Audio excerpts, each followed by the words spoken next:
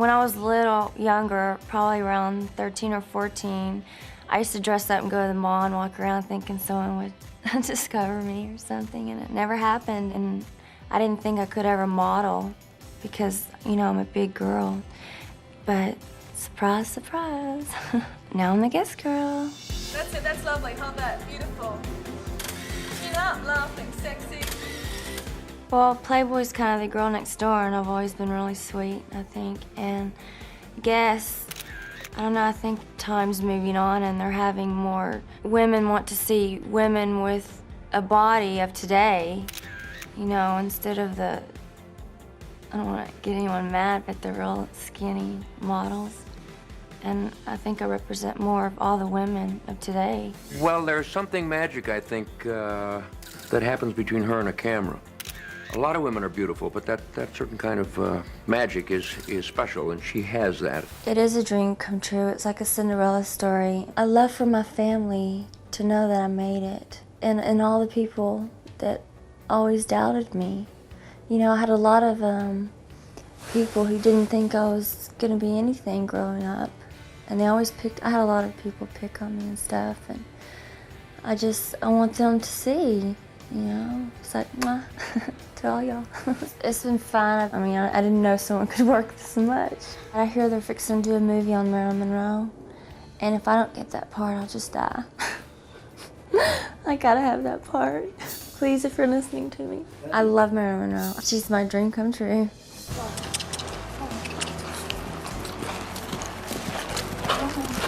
Show business, you're running crazy and wild, and it's just work, work, work, and when you get home, you're so tired, you just want to go to sleep. So when I come home, it's, you know, I got all my animals, my horses, and I don't know, it just feels really good. It's a lot of peace and quiet, even though the cows are mooing and stuff, but it's real peaceful, and I love it. Just hang out and have a good time, and don't have to worry about dressing up or talking right, or just have a great time.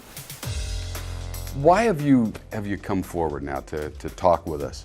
Well, I guess I'm tired of, I don't know, everybody saying basically everything about me except for that I am not an alien or an alien's child. I'm supposed to be a Keanu Reeves' girlfriend. I don't know, I'd love to meet the guy. I'm a target for some reason. You know, the reason I think I am a target is because I am a happy person, and I am bubbly, and I tell it like it is. And I'm very happy, and I think that people hate to see happy people. So they dog you. Right. After they say, oh, come here, let's do this interview. And you're like, oh, okay, talk, and just a talk, you know. And then later on, they're like, Anna Nicole overdosed, or Anna Nicole this and that. And you're like, hello? I had no clue. Yeah. I had no clue if I could take it back. I'd be working at Crispy Fried Chicken. No, you wouldn't. Yes, I would. I would. Really?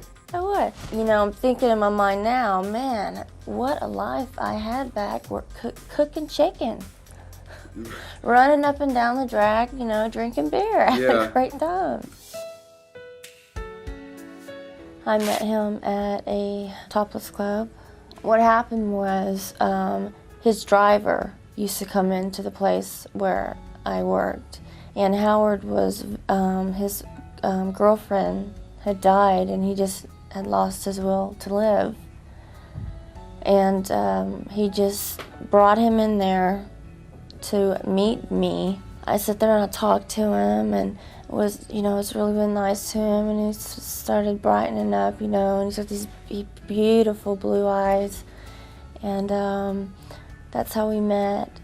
And every day after that, you know, we went to breakfast, and then we started going to dinners, and just every day for 5 years. And he always told everybody that this is the woman that saved my life, and I'm very proud of that. I fell in love with him. And this is a man who took care of me, who took care of my son. He loved me unconditionally. He was always behind me, very supportive. let me go do what I needed to do. And I always told him I wanted to make a name for myself. He was always the man that said, you go and you do what you need to do. I'm here unconditionally. That's his words. If he had been broke, would you have had the same feelings? Yes. Yes, I would. Well, today the autopsy report came in on her 90-year-old multimillionaire husband. You know, the big oil tycoon? Yeah. Seems he died of acute allergic reaction to silicone. Yeah, so apparently, he just couldn't take it. Yeah. At his memorial service, you wore like a low-cut white gown, and many people felt that that was pretty inappropriate for a memorial service. What was your thinking in that choice, and do you regret it? I do not regret it. My thinking at the time of my husband's death, I was totally devastated. And then, you know, he was so sick at the end of his death, and I knew that he was going to a better place. I knew that he didn't want me to be sad.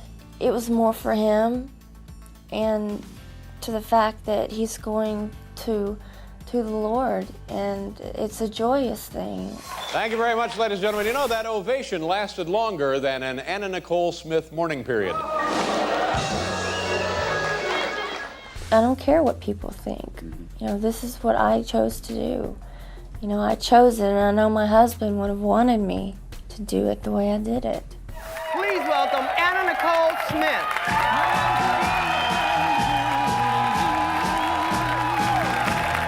Well, she did send me some makeup, which I'm using, MAC makeup. It was great. That's right. Very good. Thank you very much for that. Well, Barbara. you're welcome. Anything for you, sweetheart. Now, we all know that you were born Vicki Lynn Hogan. Did you like Vicki Lynn? I hated my name. I never went by my name. Mm-hmm. It was always a different name I went by, so I mean, you could throw a million names on, huh? Yeah, I love Anna Nicole Smith. That's a beautiful name.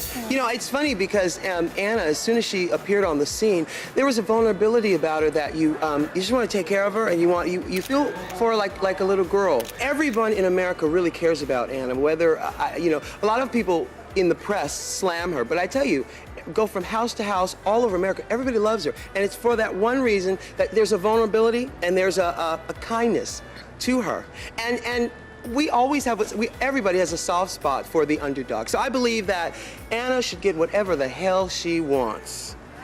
Thank you. It's true. Right here, Anna. Right here.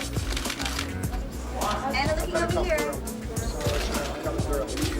Another thing that I hate is, you know, everyone was always dogging me because I was heavy. Now, the press doesn't praise me for losing the weight. And I find that very hateful. I mean, they just want all bad stories. I mean, give me a good one. When have I ever had a good story? And I don't know how long, you know? I lost the weight. I did what the media and the industry wanted me to do. And I just don't see any praise. Oh yeah, Anna, right here. Give it to us, Anna. Yeah, right in the middle.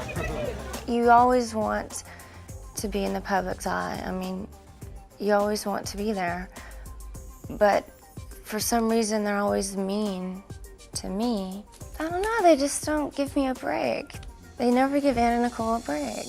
Early this afternoon, Anna collapsed in her room at the Hard Rock Hotel in Hollywood, Florida. An ambulance was called and paramedics responded to the scene.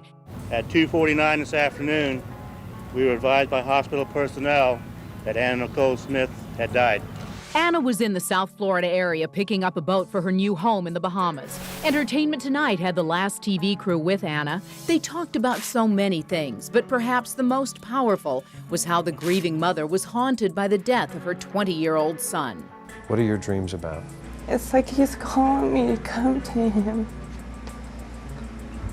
Like he's scared. Like he's scared and he wants me to come to him.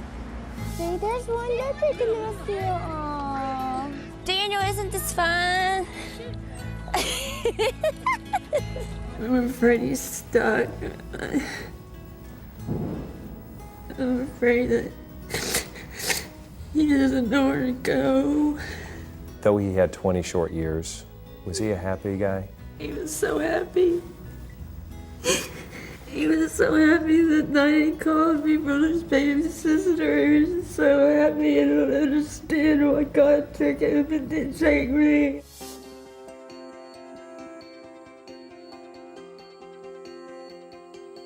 Clearly she knows her mom's looking down on her. She does. Did she ever say anything about that? The other day, she had a friend whose fish died, and she said,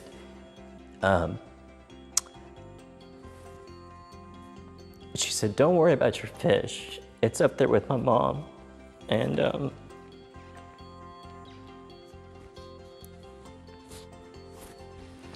she said, my mom's taking care of your fish, and it's gonna be okay. And so, it wasn't scripted, it wasn't something I said to her, it was something that she came up with, and that's how she deals with it. And for that, I'm proud that she's who she is. I think there's somebody up there that loves me and it's giving me this chance because I've struggled my whole life. I had a really rough childhood growing up, and I'm a very sweet, honest, nice person, and I think I deserve a break, and I think someone's giving it to me.